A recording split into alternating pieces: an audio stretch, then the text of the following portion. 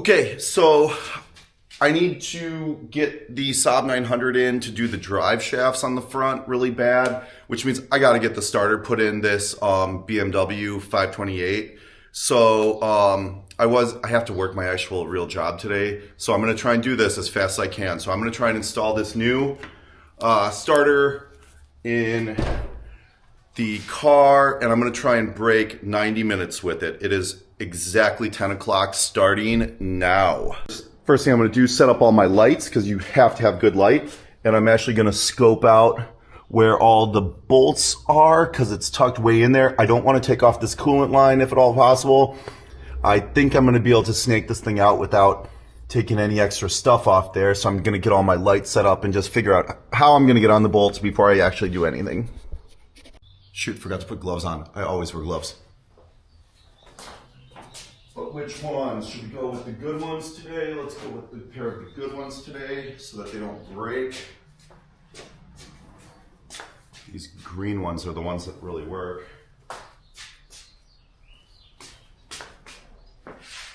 So the very first thing we're going to do when installing a starter is we are going to disconnect this battery,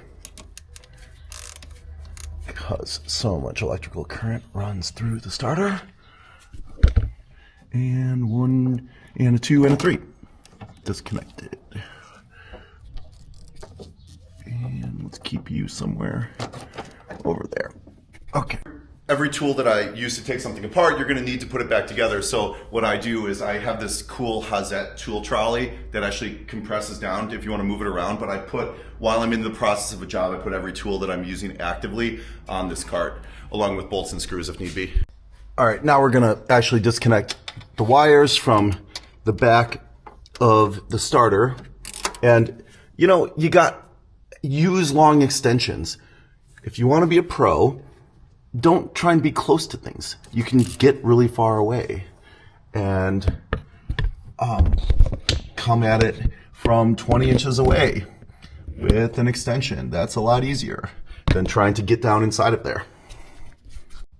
This is the essence of Coken. I've got a Coken nut grip socket right there, so the nut will stick in the socket when I extract it. I've got these Coken extensions that have this nice grip. I don't need a thumb turner. Okay, so now I can just pull this out of here, and I'm not going to drop the nut because I've got a Coken nut grip socket. These things are amazing. I love them. Now the washer, I also don't want to drop, so I've got this Hazette flexible little magnet tool. Everybody's got to have one of those. Let's come in and just grab the washer off here. Okay. Look at these plastic covers that BMW put on these wiring looms. This is 44 years old. It's in beautiful condition, but you can feel how brittle it is. Okay, so I'm going to be super gentle with these wires. I don't want to damage this beautifully preserved car in any way. All right, I think that this nut is going to be a 17 millimeter, but I'm not sure, so I'm going to try and get on the easier of the two bolts, which is right there, first, and see. So I'm actually just going to keep my camera there, but look at this. Okay, I can't really get on that with this. Let's see. Moving my you almost got to do this by feel because you can't see it. All right, so like many starters, they have not given me the clearance to actually get on that. So now we're gonna have to try something different. All right, I've just gotten the first bolt out of the starter, and let's just say it didn't go according to plan. So ended up having to jack up the car. Here's basically the problem, right? Like every starter, they don't actually give you enough clearance. So even with all the socketry I have, this is a 17 millimeter. I wasn't able to get a socket in here, okay? So the only thing that will really come at it, I mean, I was thinking like, oh, I could get a 1/4 inch drive, 17 millimeter socket with these other Coken universal joints, which unfortunately I don't have. So coming at it from the bottom is the way to go, up there on the first bolt.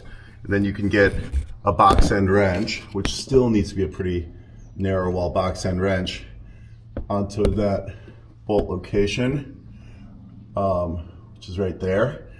And I don't know. We'll see. This is already not going according to plan. You know, if we take a look at the underside of this car, learn a couple things here.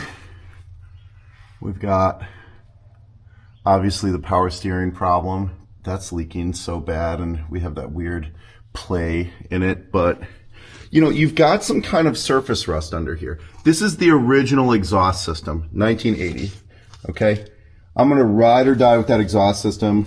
You know, we've got some corrosion on that cross member down there, but got some little, you know, corrosion. But all in all, this car's a driver for me, okay? All my cars are drivers, but they're good drivers and they're good condition drivers. So what we're gonna do is like not let this thing rust anymore, okay?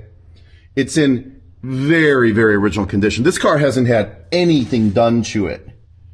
Anything done to it basically since 1980, okay? Look at these original brake lines. Okay, there is gonna have to be something happening eventually with them, but holy smokes, it is really, really, really original. Boy, I'm gonna be tempted to take that rear suspension off and like sandblast it or something, but we'll see.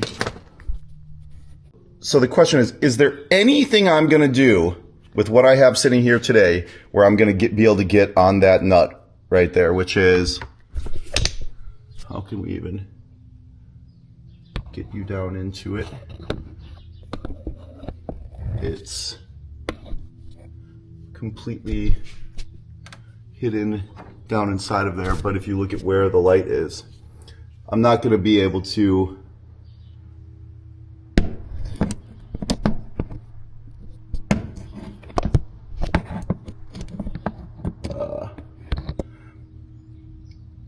I'm not going to be able to get any kind of open-ended wrench on that. I'm going to have to come at it from back here. I'm going to have some type of socket solution, which I believe what's going to work is a 1/4-inch drive. Let's look at this.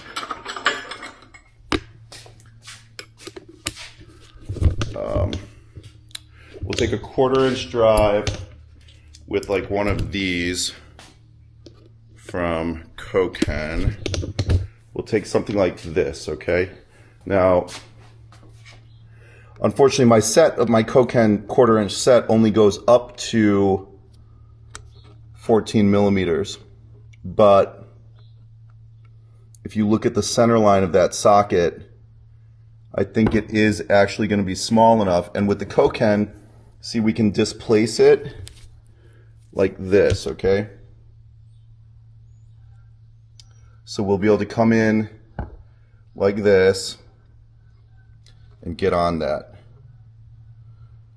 from the back side. So I'm gonna have to order a socket today. You know, if I wanted to, I could take off the intake manifold and get on that bolt. But you have basically like a time machine of a 40-year-old car. The last thing I want to do is take off this intake manifold. Like, it's just not worth it. I'll put the job on hold and see if I can get it with a different socket solution.